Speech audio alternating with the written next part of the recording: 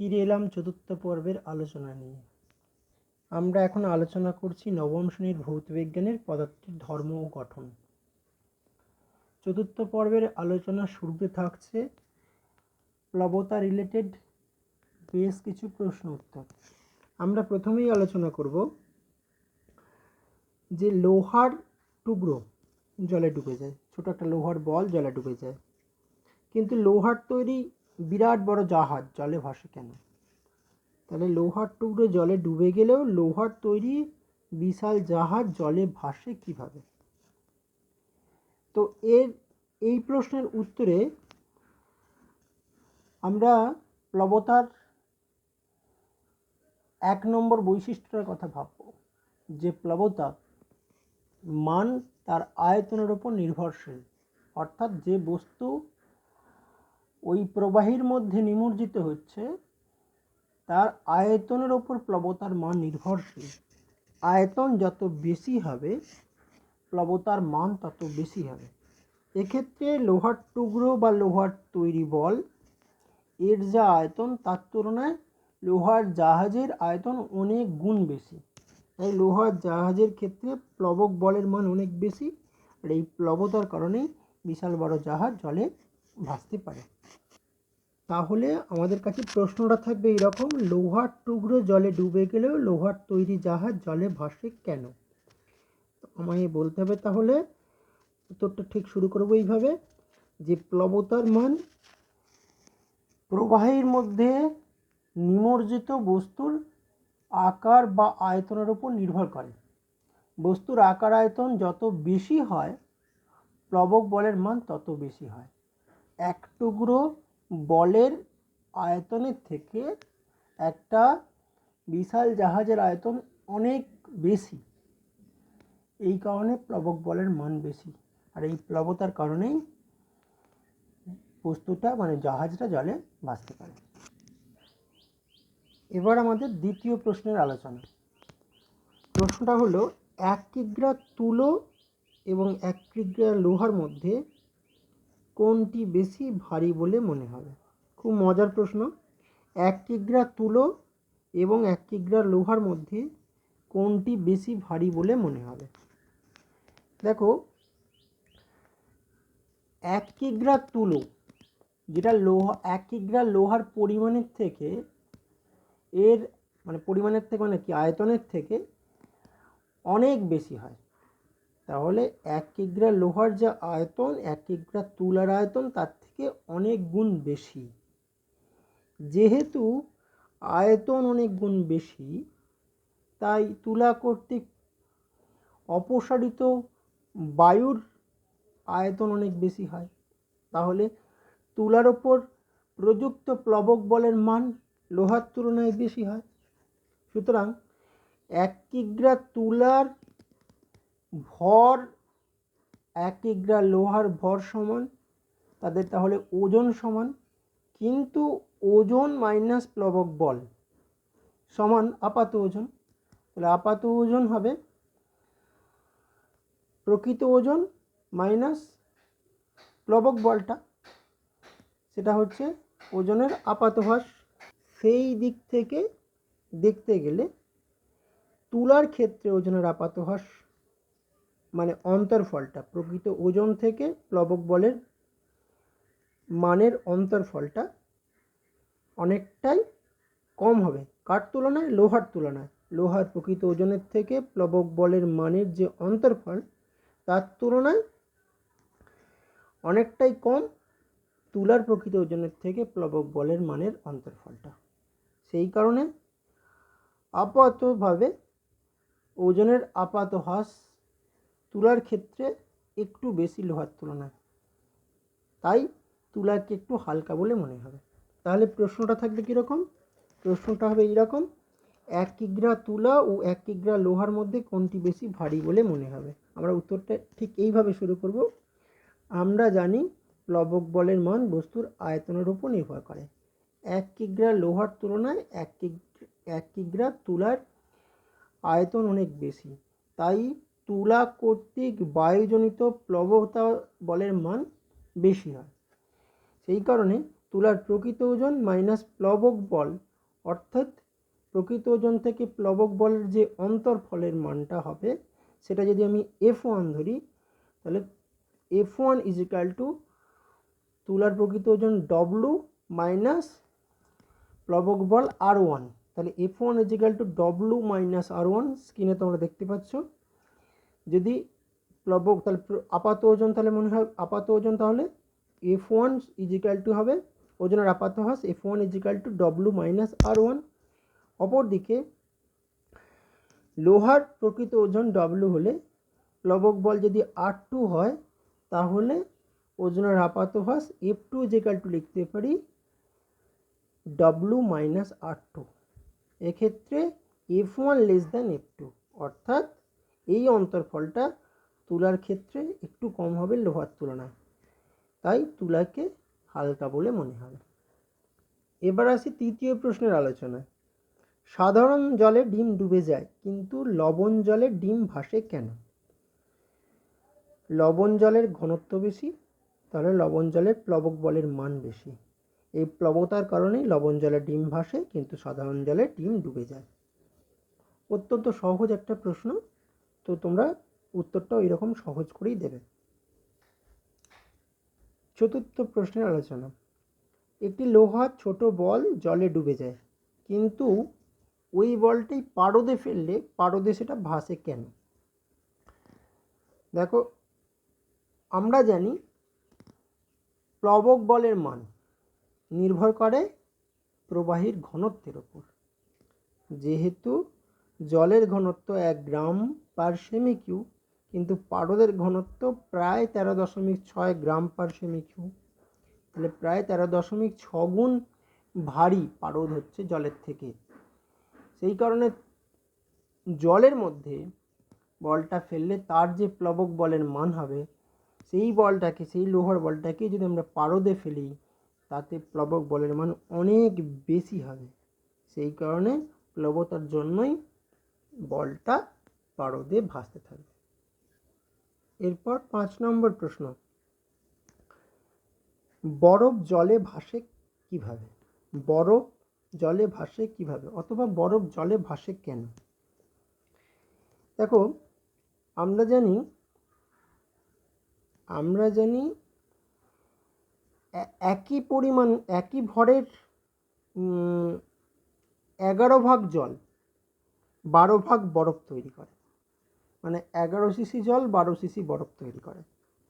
তাহলে আমরা জানি কি, জল জমে বরফে পরিণত হলে তার আয়তন বাড়ে। ফলে কি হবে, জলে বরফ ফেললে অপসারিত জলের ওজন বরফের ওজন অপেক্ষা বেশি হবে। তাহলে জলে বরফ ফেললে অপসারিত জলের ওজন বরফের ওজন অপেক্ষা বেশি হবে, অর্থাৎ প্লবতা বরফের ওজন অপেক্ষা বেশি হবে।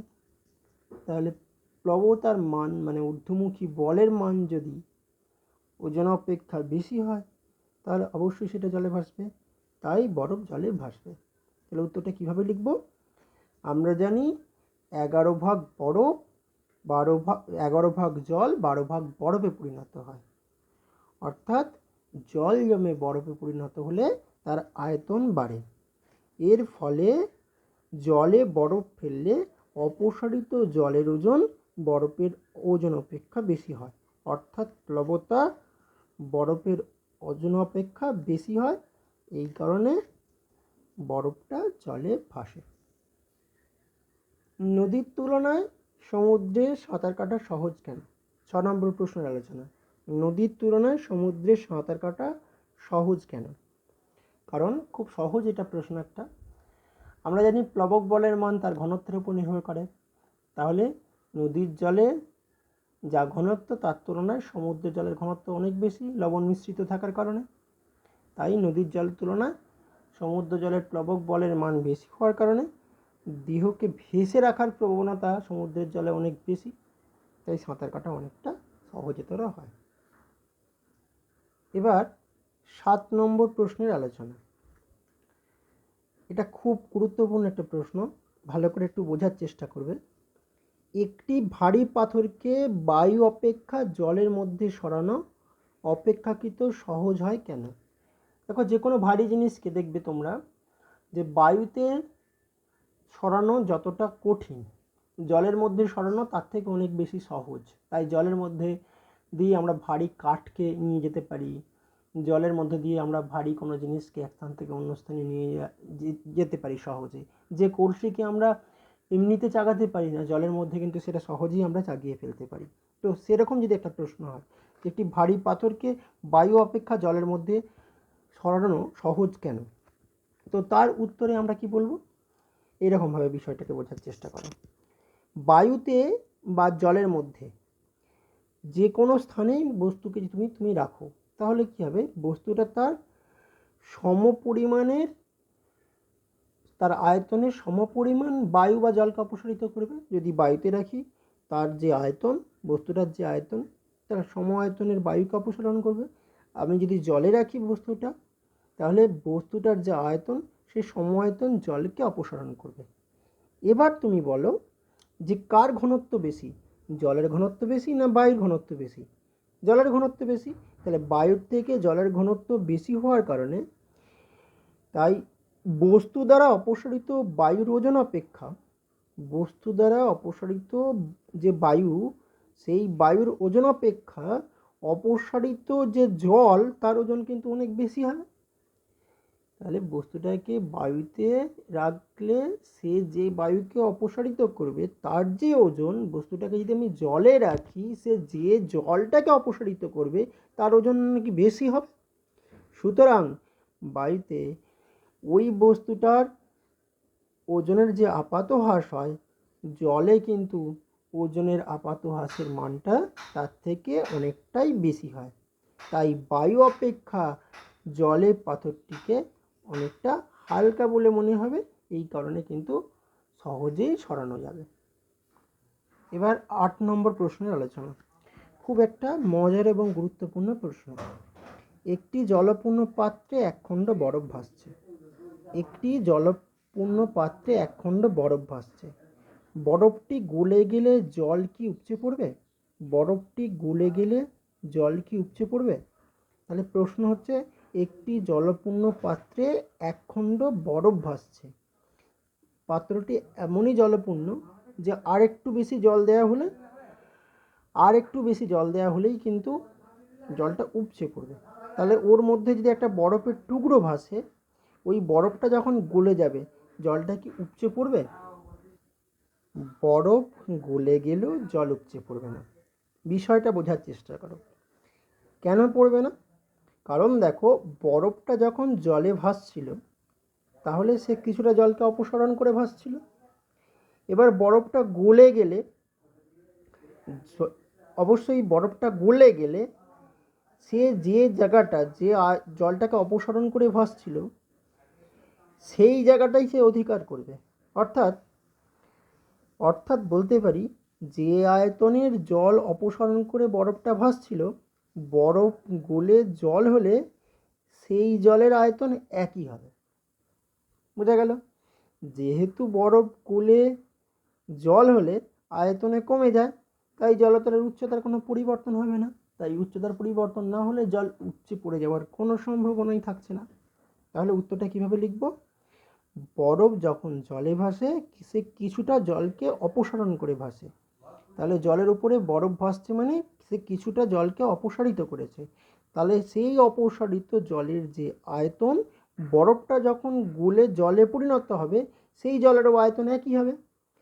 এবার যেহেতু বরফ গলে জল হলে আয়তন কমে যায়, তাই জলতলের কোনো উচ্চতার পরিবর্তন ঘটবে না। ফলে পাত্র থেকে জল উপচে পড়ে যাওয়ার কোনো সম্ভাবনা থাকছে না। আচ্ছা, এবার 9 নম্বর প্রশ্নের আলোচনা। মানুষ সাঁতার কাটে কিভাবে? আচ্ছা, আমরা প্রত্যেকেই জানি যে আমাদের দেহের মধ্যে সবচেয়ে বেশি ভারী হলো মাথা। তাহলে সাঁতার কাটার সময় যদি আমরা কোনো রকমভাবে মাথাটাকে ভাসিয়ে রাখতে পারি, তাহলেই কিন্তু আমরা সাঁতার কাটতে পারবো। তাহলে সাঁতার কাটার সময় হাত পা নেড়ে অতিরিক্ত জলকে অপসারণ করে আমাদের মাথাটাকে ভাসিয়ে রাখতে হয়। তাহলে অতিরিক্ত জলকে অপসারণ করলে প্লবতার মান বেড়ে যাবে। প্লবতার মান বেড়ে গেলে আমাদের মাথার ওজনের তুলনায় প্লবতার মান বেশি হয়ে যাবে, তাহলে সহজেই আমরা সাঁতার কাটতে পারবো। তাহলে মানুষের শরীরের মধ্যে সবচেয়ে বেশি ভারী হলো মাথাটা, দেহের মধ্যে সবচেয়ে বেশি ভারী হলো তাহলে মাথাটা। সুতরাং হাত পা নেড়ে সাঁতার কাটার সময় তাহলে কী করতে হবে? হাত পা নাড়তে হবে। তাহলে হাত পা নেড়ে সাঁতার কাটার সময় অতিরিক্ত জল অপসারণ করতে হবে যাতে প্লবতার মান বাড়ে। প্লবতার মান যখন মাথার ওজনের তুলনায় বেশি হয়ে যাবে তখনই আমরা জলের মধ্যে ভেসে সাঁতার কাটতে পারব। এবার 10 নম্বর প্রশ্নের আলোচনা। দেখো, খুব মজার একটি প্রশ্ন, এটি একটি গুরুত্বপূর্ণ প্রশ্ন, একটু ভালো করে বুঝতে হবে। দেখো, পাথর বোঝাই একটি নৌকা পুকুরের জলে ভাসছে। পাথর বোঝাই একটি নৌকা একটি পুকুরের জলে ভাসছে। পাথরগুলিকে জলে ফেলে দিলে পুকুরের জলতলের কি পরিবর্তন হবে? তাহলে পাথর বোঝাই একটি নৌকা পুকুরের জলে ভাসছে, পাথরগুলিকে জলে ফেলে দিলে পুকুরের জলতলের কি পরিবর্তন হবে? এটা একটু বোঝার চেষ্টা করো। দেখো, আমরা ধরলাম পাথরগুলির মোট ভর হচ্ছে m গ্রাম। দেখো, আমি দেখিয়ে দিচ্ছি স্ক্রিনে, পাথরগুলির মোট ভর হচ্ছে m গ্রাম, আর পাথরের ঘনত্বকে ধরছি রো গ্রাম পার সেমি কিউব। পাথরের তাহলে ঘনত্ব রো ধরছি, আর পাথরের ভরটাকে আমরা স্মল m ধরছি। এবার পাথরগুলি নৌকার উপরে থাকলে সেগুলি তাদের নিজেদের যে ওজন, সেই ওজনে সমান ওজন বিশিষ্ট জল নৌকার মাধ্যমে অপসারণ করবে, অর্থাৎ অপসারিত জলের আয়তনও হবে m ঘন সেমি। যেহেতু পাথরগুলির ভর m গ্রাম ধরেছি, মোট ভরটা m গ্রাম ধরেছি, তাহলে তাদের দ্বারা অপসারিত জলের আয়তন হবে m সেমি কিউব, মানে m ঘন সেমি। কিন্তু এবার এই পাথরগুলোকে যদি আমি জলে ফেলে দিই, সেগুলো কি হবে? তখন নিজ নিজ আয়তনের সমান আয়তন জল অপসারণ করবে। তাহলে নিজের আয়তন কত? এক একটা তাদের নিজেদের আয়তন কত? পাথরের টুকরোগুলোর মোট ভর ধরেছি আমি m গ্রাম, তাহলে ঘনত্ব ধরেছি যদি রো, তাহলে তাদের আয়তন v = m/ρ। তাহলে m/ρ সেমি কিউ জলকে সে অপসারণ করবে তারা। তাহলে এখন রো গ্রেটার দেন 1 হওয়ায়, রো যেহেতু, রো এর মান মানে ঘনত্বের মান যেহেতু 1-এর থেকে বেশি, অবশ্যই জল তো, জলের ঘনত্ব 1-এর থেকে বেশি হয়, সেই কারণে আমরা বলতে পারি m/ρ লেস দেন m। তাহলে m/ρ এর মানটা, অর্থাৎ পাথরগুলো যখন নিজেরা জলে থাকবে, মানে জলে ফেলা হবে পাথরগুলোকে, তখন তারা যে জলটাকে অপসারণ করছে সেটা হচ্ছে m/ρ। তাহলে m/ρ এর মানটা কি হবে? m এর তুলনায় কম হবে। m এর তুলনায় মানে যখন পাথরগুলো নৌকাতে ছিল তখন তার যে ভর ছিল সে সমান আয়তন জল অপসারণ করেছে, তার আয়তনটাও ছিল m সেমি কিউ। তাহলে m/ρ লেস দেন m সেমি কিউ। সুতরাং দেখা যাচ্ছে যে দ্বিতীয় ক্ষেত্রে অপসারিত জলের আয়তন কম হবে। দ্বিতীয় ক্ষেত্রে যেহেতু অপসারিত জলের আয়তন কম হবে, তাই পুকুরের জলতল কিছুটা হলেও কমে যাবে। পুকুরের জলতল কিছুটা হলেও কমে যাবে।